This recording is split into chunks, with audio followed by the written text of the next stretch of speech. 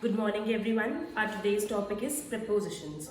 Now, what are prepositions? They are the words which tells us about the position of noun, pronoun, like person, place, animal, things, and where we have to place them.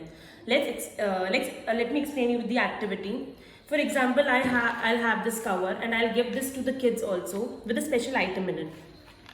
So I'll ask them to take out their special items. For example, they have a soap in it, and I'll ask them to keep the soap besides that cover. Now you see there are the special words besides. Then I will ask them to keep that soap on the cover. Please see what are the special words here. Now I'll ask them to keep that soap inside the cover.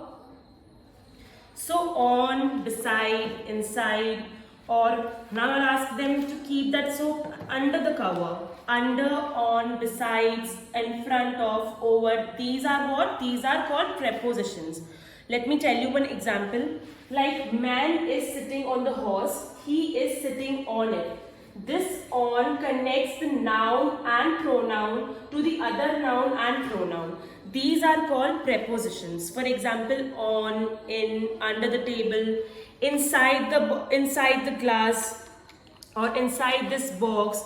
Everything which tells us the position of the noun, pronoun, or anything, whatever it is, they are called prepositions. Where we have to keep them, where we have to place them. These are all called prepositions.